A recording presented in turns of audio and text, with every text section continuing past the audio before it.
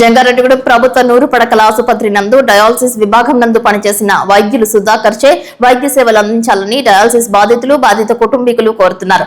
Dialysis విభాగంలో సుధాకర్ అందించిన వైద్య సేవలు ప్రస్తుతం అందించలేని పరిస్థితిలో డయాలసిస్ విభాగం సంబంధిత సిబ్బంది ఉన్నారని ఆరోపిస్తున్నారు. డయాలసిస్ విభాగంలో బెడ్స్ ఖాళీగా ఉన్నప్పటికీ వెయిటింగ్ చేయిస్తున్నారని, డయాలసిస్ చేయించుకుని ఇంటికి వెళ్లిన తరువాత వైద్య సేవలు అవసరమైతే గతంలో సుధాకర్ కు ఫోన్ చేస్తే వెంటనే ఏం చేయాలో చెప్పేవారని, ఇప్పుడు ఆ విధానం కానరావడం లేదని వాపోతున్నారు. సంబంధిత ఇంజెక్షన్స్ బయట కొనుగోలు చేయించుకోవాల్సిన దుస్థితి ఏర్పడిందని వాపోతున్నారు. ఎవరికో ఒకరిద్దరికి నచ్చలేని మాత్రాన చక్కటి విధి నిర్వహణ చేసిన సుధాకర్ పై ఫిర్యాదు చేసి మిగిలిన రోగులను ఇబ్బంది పెట్టడంపై అభ్యంతరం వ్యక్తం చేశారు. జిల్లా కలెక్టర్, ఆసుపత్రి సూపరింటెండెంట్ పునరాలోచన చేసింది. డయాలసిస్ రోగులకు న్యాయం చేయాలని కోరారు. నా పేరు తాడికొండ సాయిబాబు అండి, జంగారెడ్డిగూడెం. ఇవాళ డయాలసిస్ పేషెంట్లు 55 మంది ఉన్నారండి. ఈ 55 మందిలు కూడాను చాలా అవస్థపడుతున్నామండి. ఇదివరకు డయాలసిస్ సరిగ్గా జరిగేది కాదు. ఈ సుధాకర్ సార్ వచ్చిన తర్వాత మాకు అంతా డయాలసిస్ చాలా బాగుందండి. ఇంజక్షన్లు అవి చేయటం, టయానికి అవి చేయటం అంతా కూడా చాలా బాగుందండి. నేను అందరూ కూడా కూర్చుంటా కుర్చీలు కూడా లేని పరిస్థితిలో ఉండి మేము తలకు 200 వేసుకుని కుర్చీలు కూడా కొనుక్కుని అందరూ కూర్చుంటా కూడా చేశానండి. అంతా చేశాను. పేషెంట్లు ఇప్పుడు అందరూ బాగున్నారండి. ఈ సుధాకర్ ఉంటే మాకు చాలా బాగుంటుందని చెప్పేసి మా ఆలోచన అండి. సుధాకర్ ఉన్నప్పుడు చాలా బాగుండేదండి. డయాలసిస్ బాగుండేది, టయానికి పెట్టేవారు. ఎప్పుడు కూడా 6ంటికి తీసి లేదండి.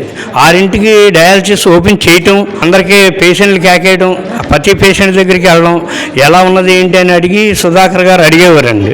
అడిగి చాలా చక్కగా ప్రతి పేషెంట్ని కూడా పలకరించి చేసేవారండి. ఇంతకుముందు అలా జరిగేది కాదండి. ఎప్పుడును సుధాకర్ని ఉంచమని జిల్లా కలెక్టర్ని వేడుకుంటున్నాను, ఇక్కడ సూపరింటెండెంట్ని వేడుకుంటున్నాను. ఈ డయాలసిస్ పేషెంట్ల తరపున నేను వేడుకుంటున్నానని మీ అందరినీ. నా పేరు సునీత అండి. నేను అప్పారావు అటెండర్ అండి. మేము గత 6 సంవత్సరాల నుంచి డయాలసిస్ జంగారెడ్డిగూడెంలో చెప్పించుకుంటున్నాం అండి. గత 2 సంవత్సరాల నుంచి బీభత్సంగా ఉందండి డయాలసిస్.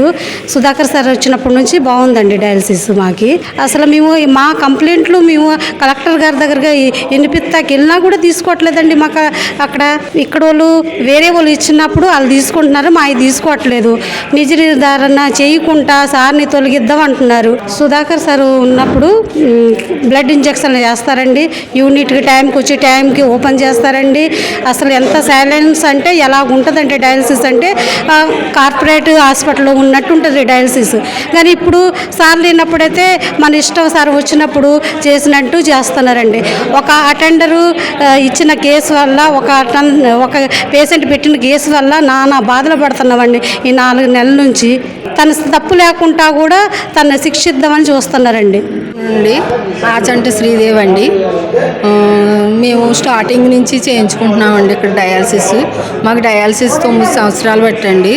ఆశ్రమంలో 2 సంవత్సరాలు చేసుకున్నాం. అప్పుడు ఇక్కడేమో స్టార్టింగ్ నుంచి చేయించుకుంటున్నామండి. ఆయన ఫస్ట్ నుంచి కూడా చాలా కష్టపడి ఎత్తండి. పేషెంట్ని కేర్ తీసుకుంటారండి. ఎలాగుందని 2 సార్లు అడుగుతారండి.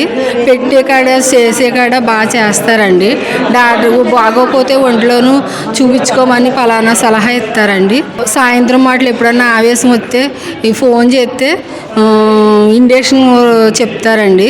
ఆర్ఎంబి డాక్టర్ గారికి చేయించుకుంటామంటేని అంత మంచి ఆయన్ని తీసేస్తాం కుదరదండి. అందరికీ లేని ప్రాబ్లం తనకి ఎందుకు వస్తుందో తెలియట్లేదు. మరి సుధాకర్ సార్ కావాలండి. గుంటి నిర్మల అండి. మేము గజ్జరం గ్రామం నుంచి వస్తామండి. నేను 7 సంవత్సరాల నుంచి డయాలసిస్ చేయించుకుంటున్నానండి. అయితే స్టార్టింగ్ నుంచి కూడా ఈ సారే ఉండేవారు. అయితే కొన్ని ఈయన మీద కేసులు పెట్టడం వల్ల ఈయన మా నుంచి 3 సంవత్సరాలు దూరం అయిపోయారండి. అయితే ఇప్పుడు మళ్ళీ ఈ దూరం అయిపోయిన తర్వాత నాకు అసలు బాగోలేదండి. బ్లడ్ చాలా తక్కువ అయిపోయిందని మొత్తం ఒకవేళ ఆయాసం వచ్చినా కానీ డయాలసిస్ పెట్టేవారు కాదండి. క్యాజువాలిటీకి వెళ్ళిపోండి అని అనేవారండి. ఈ మధ్యలో ఏదైనా అయితే ఎవరండి రెస్పాన్సిబిలిటీ? అయితే తర్వాత నాతో పాటు చాలామంది డయాలసిస్ పేషెంట్లు ఉండేవారండి. అయితే వాళ్ళు సడన్గా చనిపోయేవారు. ఈ రోజు వచ్చేవారు, రేపు చనిపోయేవారు. అసలు ట్రీట్మెంట్ సరిగ్గా జరగకుండా పాపం అలా చాలామంది చనిపోయారండి. అయితే బ్లడ్ ఇంజక్షన్ కూడా చేసేవారు కాదండి. బ్లడ్ ఇంజక్షన్ ఉండేవండి, అయినా స్టాక్ రాలేదు. వారానికి ఒకసారి అని చేసేవారు కాదండి. అది ఒకవేళ బెడ్లు ఖాళీ ఉన్నా కానీ డయాలసిస్ పెట్టేవారు కాదండి. అయితే మళ్ళీ వచ్చిన తర్వాత మళ్ళీ ఈయనకి మరి ఏమైందో తెలియదండి. ఆయన మీద అన్ని కేసులు పెట్టేసి మళ్ళీ ఆయన పంపించేయాలని చూస్తారండి. మాకు మాత్రం ఈయనే కావాలండి. ఈయనైతే తీయడం కుదరదండి. మీరు ఏమైనా న్యాయం చేయాలనుకుంటే చేయండి, అంతే అండి.